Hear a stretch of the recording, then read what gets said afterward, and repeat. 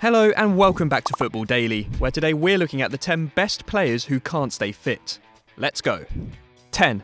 Gareth Bale. Any list of injury-prone players has to include Real Madrid's Gareth Bale. In a sign of things to come, his Spurs career started with an injury on his debut. Bale would go on to suffer more than 10 significant fitness problems over a 6-year period at White Hart Lane. However, when he was on the field, he impressed, and he was named in the Premier League Team of the Year 3 years running, also earning 2 Player of the Season awards, and finally a move to Real Madrid for €100 million, a world record fee at the time. Unsurprisingly, he began his career there sidelined, playing 5 full games out of a possible first 15, but he grew in stature as the campaign progressed. He ended it with 37 goals and assists in just 39 appearances across the league and Champions League, as Los Blancos won a 10th European Cup and the Copa del Rey, with Bale netting in both finals. But it wasn't just in front of goal that Bale found consistency, as he routinely ended up on the treatment table too, averaging 3 injuries per season and missing 84 matches over 6 years as a result. Fortunately, Real had plenty of quality around the squad, and the Welshman has picked up another 3 Champions Leagues and a domestic title during his time in Spain.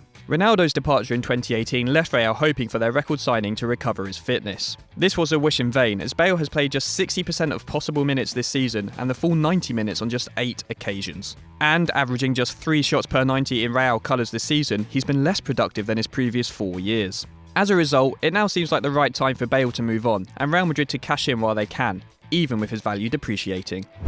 9. Samuel Umtiti. A surprise name on the 2019 summer transfer market, World Cup winner Samuel Umtiti could be on his way out of the Camp Nou, as Barcelona attempt to bring in coveted youngster Matthijs de Ligt. And you can follow all the news on that story over on Transfer Talk, so make sure you're subscribed to Football Daily right now. The Blaugrana have put their faith in youth in recent transfer windows, also signing up 23-year-old Clement Longley and 19-year-old Jean-Claire Todibo in a very French rear guard. But while Umtiti may well be the best defender they have, the former Lyon man's patchy injury record could see him cast aside. The 25-year-old missed 13 league matches in his first season in Spain, and the same number in his second. And though Barcelona handed him a new contract in 2018 with a buyout clause set at €500 million, a trio of knee issues over the last 12 months mean that continuing to rely on him could be a gamble. At the time of writing, the combination of his knee and Longley's form has limited Umtiti to just 10 appearances in all competitions in 2018-19. And with Man United, Arsenal, Juventus and Liverpool all reportedly seeking defensive reinforcements, he could fetch over €60 million if Valverde decided to sell. The lifespan of defenders is longer than other outfield positions, meaning that if the centre-half can put his problems behind him, he could still have more than 5 years playing at the very highest level. The only question is whether he gets the chance in Catalonia. 8. Aaron Ramsey. Arsenal fans will certainly be sad to see Aaron Ramsey leave their club this summer after 11 years and over 350 appearances, but despite his undoubted quality, the question of whether Gunners could afford to keep him was far from simple. The Welshman has signed a contract at Juventus worth a reported $350k a week, a record for a British player. So while it's embarrassing that Arsenal lost him for free, it's understandable that they didn't want to hand a long, expensive contract to a man who turns 29 this year. But it's not just age which makes Ramsey a risky proposition. The midfielder hasn't managed 2,000 league minutes in any of the last 3 campaigns, and while his goal contribution is impressive, scoring or assisting every 125 minutes since 2017, his defensive work rate has dropped a long way. He made over 5 tackles and interceptions per match in his breakout 2013-14 season, but less than 3 this campaign. That could be as a result of specialisation, but Ramsey is also completing less than 1 dribble a game for the first time in his Arsenal career, suggesting that while he may be a useful attacking cog for Juventus, he is losing the athleticism necessary to play in a less dominant side like the Gunners. The simple fact is that the old lady can afford for their new acquisition to sit out half the season, but Unai Emery's team can't. Ramsey, who once looked like one of the most promising midfielders in the world, has limited time to fill his trophy cabinet, and we hope he can discover his fitness and winning touch in Italy.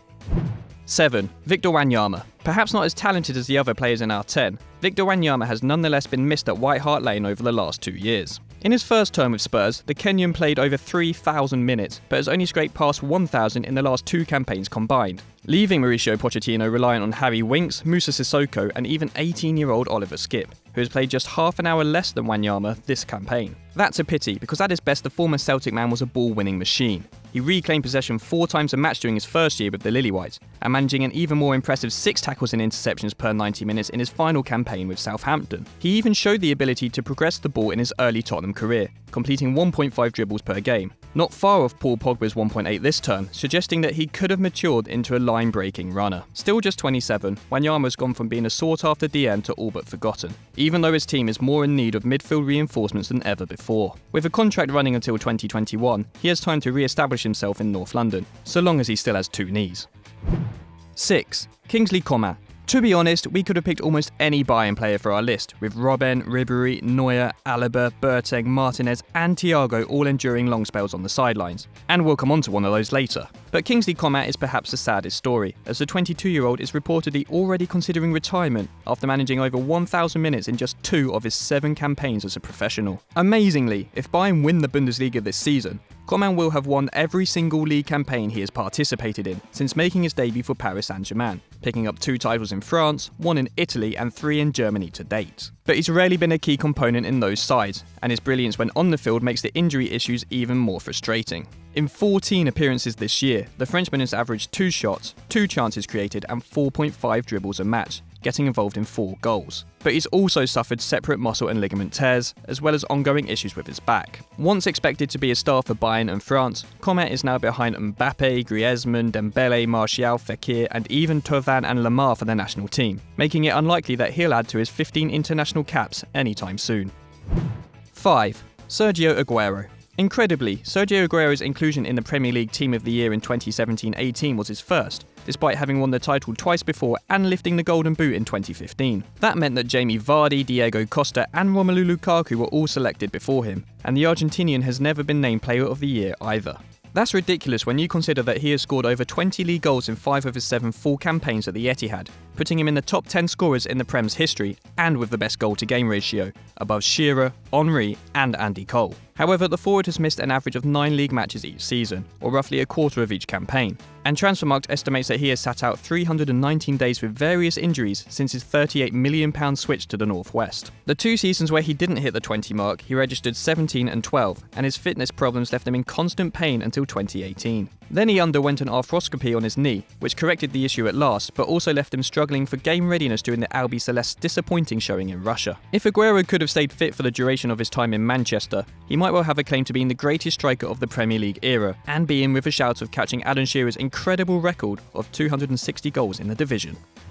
4. Neymar. The most expensive player of all time, for now at least, Neymar joined PSG in 2017 with 2 aims: to be the centrepiece of the Qatari project and to make the difference in the Champions League. But nearly 2 years on, it's hard to say the Brazilian has been a success in either category, seeing Kylian Mbappe become the darling of the Parc des Princes, and suffering a pair of round of 16 exits in European competition. Neymar was barely involved in these disappointments either, missing the second leg of the second round in 2017-18 as PSG exited meekly at the hands of Real Madrid, and sitting out both games against Man United in 2018-19. Interestingly, his absences have coincided with Carnival season in Rio, and his contribution in the league the rest of the time doesn't make the picture any rosier. Across Ligue 1 and the Champions League, Neymar has played just 4,000 minutes in the last 2 seasons, compared to 7,300 over his final 2 seasons with Barca. This shakes out to about €72,000 per minute played, and is only around 54% of the available minutes, hardly the return you'd expect for a record-breaking outlay. In fact, Neymar has only been involved in 28% of PSG's league and UCL goals since he touched down in France, and has seen his status drop from the 3rd best footballer in the world to a semi-relevant player on a semi-relevant team. Perhaps a move to Real Madrid can revive his fortunes.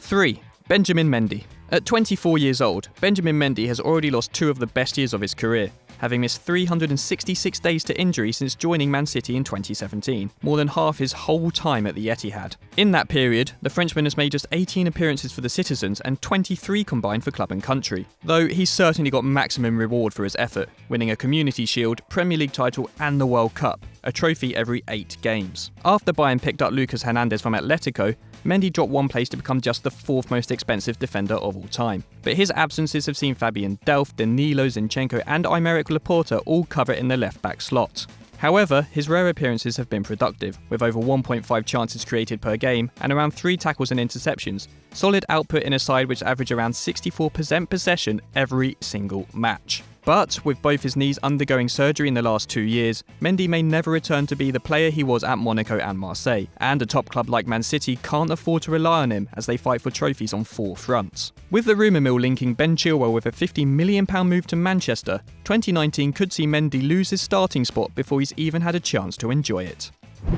2. Thiago. We told you he'd return to Bavaria, and we had to cover Thiago Alcântara. The 27-year-old, who has a Brazilian father and was born in Italy but represents Spain at international level, has just 31 caps to his name at the time of writing. This is under half the tally managed by Pedro, and 13 fewer than the younger Koke, despite having a claim to be the most complete midfielder in the world when he's on form. That's because the former Barcelona man has fallen prey to a succession of knee issues since sitting out an entire year back in 2014 with a torn MCL. As a consequence, he has only managed over 2,000 minutes in a season once since he debuted for the Blaugrana first team in 2009. But in that one season, the 2016-17 Bundesliga campaign, Thiago was a whirlwind, making 2 chances a game, completing 2.5 dribbles a game, and winning the ball back a truly unbelievable 8 times per 90 minutes. However, his persistent fitness woes have seen Bayern consider selling him despite his talent, though Man United and Man City reportedly both passed up the opportunity to bring him in, sharing the German giant's concerns. In a different world, Thiago would be regarded as the best in his position.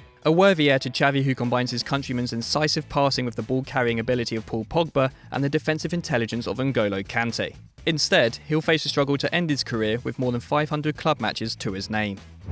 1. Marco Reus. Despite making the Bundesliga's team of the season in 5 consecutive years from 2011 to 2016, Marco Reus has never won the competition, having rejoined Borussia Dortmund, his hometown club, the year after they won their second title under Jurgen Klopp. And in fact, in 7 years with the Schwarz-Gelben, he has racked up just 158 league appearances, about 30 more than Raheem Sterling has in 4 years with Manchester City. When he's been on the field, Reus has been hugely productive though, scoring or assisting every 102 minutes across his entire time with Dortmund. And in 2014, after 29 goal contributions in 26 starts for the club, Bleacher Report even predicted that he would outperform Messi at the World Cup. But it wasn't to be, as, after scoring 5 and assisting 3 in 6 qualifying matches with Germany, he had his ankle ligaments ruptured by a bad tackle in the final warm-up game against Armenia, and missed the tournament, and a winner's medal. He had only sat out 11 league matches in the 5 years before that, but would miss 62 over the next 4 seasons, with 2018-19 the first time that he's shown signs of rediscovering his form and fitness at the age of 29. At one time regarded as a contender for the 3rd best player in the world, the flying wide man will be desperate to become a German champion at last this summer, with his greatest triumph to date at DFB Pokal under Thomas Tuchel in 2017. Whatever you think of Dortmund, after everything he's been through, it's hard not to root for Marco Reus. So I hope you enjoyed that video. If you did, make sure you hit that like button down there right now. And of course, don't forget to subscribe to the channel as well for more great content. See you next time.